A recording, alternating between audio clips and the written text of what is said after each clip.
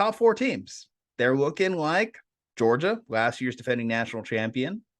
At number 2, Michigan, who was in the college football playoff a year ago, lost to that Georgia team. USC and TCU. And I think that USC and TCU are the two teams that we look at. Obviously, the newcomers, Lincoln Riley, familiar face for at least this playoff format, getting that USC Trojans team turning around quick. TCU, Max Duggan, Heisman candidate. Obviously, he's going to lose the Heisman to Caleb Williams, who will also be in this college football playoff mix.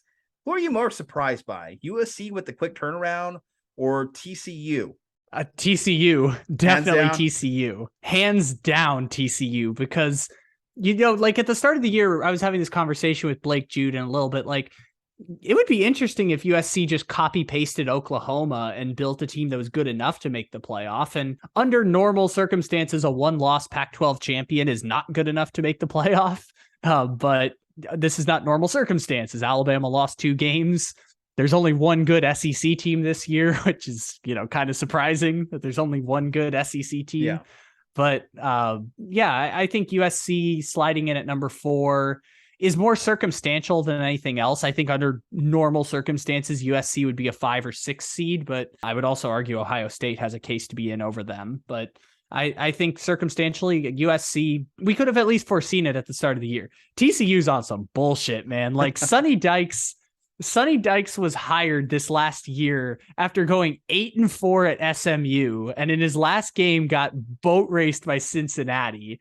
And Cincinnati was about to join the Big 12, and I was thinking, oh, you just hired the guy who's going to boat race you in the Big 12 now. But no, TCU went 12-0 in the regular season. Did they deserve to go 12-0? I don't know. Like, they won like 6 games on some bullshit 1-possession magic tricks, but TCU being 12-0 is like the most remarkable story in college football in years in terms of like totally unexpected team to make the playoff. Yeah. I think not since that UCF team that should have made the playoff in 2018 have we seen quite a ridiculous story as TCU this year. Well, you made the comparison in terms of talking about Cincinnati and last year, their game against SMU. How does this TCU team compare to last year's Cincinnati team? Are they a more deserving college football playoff team? Are they a team that you think can actually make any kind of noise? If they get that first round matchup against Michigan, it's less imposing. I think Michigan's still a really good team, obviously, but it's less imposing than if they got the first round pairing with Georgia. I don't know if the USC is going to jump them. I don't know how the College Football Playoff Committee is going to officially rank this, but TCU, just based off the math of them being 4 and them not losing a game, there's no reason that they shouldn't jump up to 3 and face Michigan.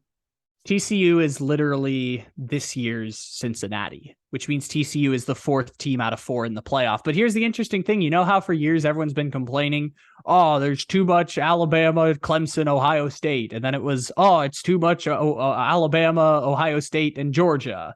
This year, there's only 2 of those teams. And it's not even like circumstances like, oh, all the 5 stars are being dispersed across the country. No, the 5 stars are all still going to the same programs. It's just only 2 of them showed up this year. Alabama had so many holes in different places. I mean, Alabama still was like one coin flip against LSU for making the playoff anyways. But like that one flipped result ends up making it so that there's only 2 teams. And by the way, Tennessee had a chance to slide into that spot. Ohio State kind of has a chance to slide into that spot if USC loses. I think we should be having a more serious conversation about USC versus Ohio State, but I understand why we're not. And I think that TCU is that 4th playoff team out of 4 who, it's a good story. They're this year's Cincinnati. Okay. I mean, well, talking about the USC, you mentioned Ohio State. Are they a deserving or more deserving team? If USC does lose their second game to Utah, that is going to be the Pac-12 championship game. USC, even in their loss, was still impressive, right? I mean, the way they lost that first round against Utah, it was still a back and forth contest, a lot of points on the board, very exciting game. I look at Ohio State's only loss, getting their ass kicked by Michigan. And then you look at a lot of the games for Ohio State throughout the year, a lot of 1-possession games, a lot of ugly grinded out games, even struggling very early on to put away a new coach and Marcus Freeman in Notre Dame started the season. That should have been the red flags as far as like how this team was going to perform throughout the course of the season. I think we just get lost in the names with Ohio State. We get lost in the Marvin Harrison Jr. We get lost in the Jackson Smith-Njigba, their running back, Stroud, who's supposed to be a top draft pick next year. And we're not looking at the obvious flaws or obvious errors that this team has had throughout the year. And Michigan exposed them. And I think that that's kind of like why now we're kind of just missing them in terms of actually putting them back into the playoffs. Should USC lose? Because USC's, I feel like they're more deserving, right? Juju, you have dismissed Ohio State. Allow me to dismiss USC. USC with 30 seconds to go on a game that no one saw because it was on the fucking Pac-12 network, was down 4 points against Oregon State, and only on a miracle Jordan Addison touchdown with 30 seconds to play did they not lose to Oregon State, ending their season. They've won by 3 points against UCLA, a game that UCLA had the chance to win at the very end. That was a coin flip game that went to USC. They won by 6 against Cal Berkeley. And as you mentioned, they lost to Utah in one of those weird coin flip games. They also had a 1-score win against Arizona. That game was a blowout most of the way, but it was like the score at the end was closer. Like, dude, USC is won by the seat of their pants against a not great Pac-12 schedule. And the thing I've seen Ohio State do against a not great Big Ten schedule is they put up 50 points a game and usually win by 28. And I know they have all these 5 stars up and down their roster, such that, like, yeah, they got beat up bad by Michigan, kind of a respectable loss. The fact that they lost by so many is the reason why, because if that game at the very end had been like a 3-point game, I think most people would be putting Ohio State in. It is the beat down to Michigan that's the difference there. USC is in the explosive plays, right? Because that was a big thing that we were actually going back and forth with on Saturday, was how impressive it was that they gave up the 75-yard, the 85-yard, these just huge gashing plays that, JJ McCarthy, he's a limited passer. I think that that's something that's very apparent. Like, I thought he was going to be a nice turnaround for Michigan at the quarterback position, but they just doubled down further in the running game. JJ McCarthy is nothing special, but he was finding guys deep and taking advantage of the Ohio State secondary, and a lot of gutless type, like giving up on plays. And I guess it's college football, so you see that happen a lot, but it really felt kind of like disgraceful towards the end, kind of like how their guys kind of lost pursuit of.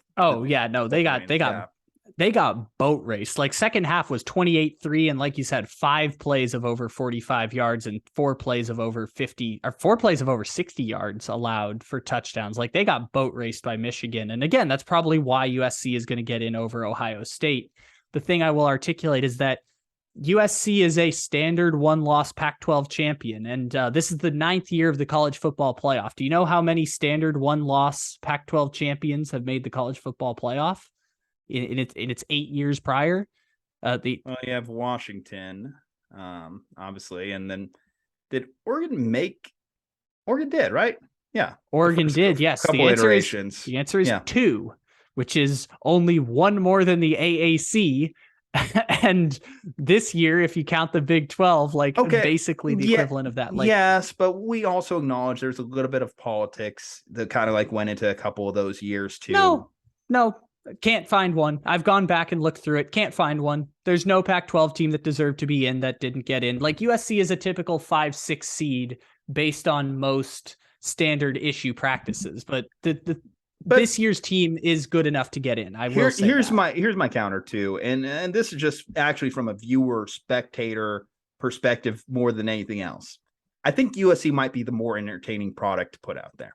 Giving me the Heisman Trophy winner, which Caleb Williams is sure to become, in a first-round matchup. Let's say they pair him against Georgia in the first round. I would prefer them to get the Michigan draw, because I think that Michigan, USC, on paper, that kind of might look like a fun kind of clash of colors there. But let's say they give them Georgia. The best Lincoln Riley team with Oklahoma obviously was the Kyler Murray team. They kind of had a little bit of a back and forth in the college football playoffs. They ultimately got boat raced, but I think that at least if you gave me something similar, right? At least they have a puncher's chance in that game against Georgia. I would feel more entertained by that than if you gave me this Ohio State team, because I don't think that Ohio State would even have necessarily the ability to do that against Georgia. I feel See, like this is difficult because USC's quick pattern offense. I just feel like it would be the better visual product. This is difficult because I tend to agree with you. The thing was, I also said on a Friday of last week that Ohio State would be the only team that has a chance of beating Georgia in the national championship game. And obviously evidence has changed that, but like we saw Michigan get boat raced by Georgia last year, and this year's Michigan team is not better than last year's Michigan team, at least on paper. This year's Michigan team lost a lot of pieces from that team last year and replaced them with very good players, but on paper, last year's Michigan team was better than this year's Michigan team. So I don't know. It's tough. Like, I don't know if it's better or for worse, and that's not how I do my college football playoff analysis in the first place. Quick counter there. Just last year's Georgia team is not this year's Georgia team. That's probably fair too. That is a fair assessment. I think record-wise they're the same, but I do agree with your point. I do agree with your assessment. Lose 7 starters to the draft on defense, and that, obviously there's been games we've seen with Georgia, right? There's been the Missouri game. When I look at the field that's currently in play, which of these teams is most likely to beat Georgia? What do you think? Let's talk about that. Michigan, but none of them have a great chance of beating Georgia. Can I say Alabama? Can I say Alabama has the best chance of beating Georgia? Can I say Alabama, No. They would only get in if TCU loses to K-State and USC loses to Utah in the Pac-12 championship? Alabama wouldn't deserve it. I mean, as someone that saw Alabama struggle on the road in Austin this year, live spectator audience, I wouldn't want to see this year's Alabama team. But this is the difficult part, is that you asked which team would have the best chance of beating Georgia. The answer might be Alabama. If that was the case, it would only be from a familiarity standpoint. And I'm giving you kind of like the honest breakdown, because I think, again, I mentioned USC. I think that the fact that they're able to put points on the board in a quick manner could cause issues for Georgia, because can we say that Georgia is able to put points on the board in a quick pace in the same way? Probably not. Juju, you're slipping on the banana peel, because what was your analysis for the Tennessee-Georgia game? Tennessee's ability to put up points quickly on Georgia, and that's more difficult. You're slipping on the banana peel again, man. You don't do it. I will gladly do it, because I think that on any given week.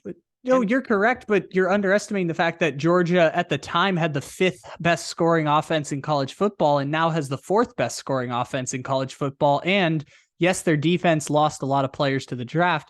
Their scoring defense this year, number 1 in college football for the 2nd year in a row. Like they are really, really good. It's just they aren't as totally dominating, overwhelming as last year. The problem is the competition has provided no team that can stack up against them as an adversary. I mean, Michigan is probably close compared to TCU and USC, but I said 3 days ago, Ohio State was the only team that posed a chance against Georgia. And if you take away Ohio State, surely I have a higher opinion of Michigan now than I did. But again, I will give USC a puncher's chance. I think Michigan is the best from an actual just sheer talent, 1-to-1 matchup with Georgia. And either way, I'm entertained by all these possibilities regardless. Yes. I am entertained by seeing TCU get there. I'm entertained by seeing USC make it to their first college football playoff, I should say, but make it back to being in that tier of college football. Georgia defending their national championship. Yes, they're a brand that's just been around the college football playoff the entirety of its existence, but still I'm entertained by them trying to defend their national championship. And of course I'm entertained by Michigan. You know me, I love Jim. I love seeing him out there. Michigan, do you remember the nickname I had for Michigan last year when they made it to Four-star Georgia? Yes, I remember. Yes. 4-star Georgia is the best chance of beating Georgia this year. 4-star Georgia is the best puncher's chance, because at least last year we had Alabama. So I think last year was good for them, though. I think last year was a very good loss for Michigan because it gave them kind of an idea of what they needed to do and get better at this year. And I think that they're going to go into that matchup with a whole different tenacity. So anyway, that's my guess for that one. And they get to play Georgia in the championship this year, and they get TCU in the first game, most likely. And I'm sure they won't shit the bed in that game, right? I'm sure Michigan won't shit the bed against TCU, most likely. Let's be careful too. We do have a Purdue matchup also to kind of account for here. Oh, that would be great. But even if Michigan loses that, they'd still get in the playoff. Yeah, they probably would. But they probably would knock them down to 4, and they might get Georgia in the first round if that happens. Georgia, Michigan are 1 and 2. If TCU or USC loses, Ohio State slides in. If both of them lose, Ohio State and Alabama slide in. That's your equation for the championship. It doesn't matter which one loses. Just Ohio State needs one of them to lose to guarantee their spot. And by the way, I will still go back to the point. We should be having more of a conversation about Ohio State versus USC. We should be doing that conversation more, but we're not that conversation. It's still USC for me. Anyway, guys, let us know below in the comments section. What do you think about this year's current college football playoff field? Obviously, a lot can change on Championship Saturday, but if this holds, I think it's a good field. Leave a like on the video, subscribe to the channel, follow us on all our social medias. From Juju and Kyle, stay safe, happy, and healthy. We'll see you on the next one.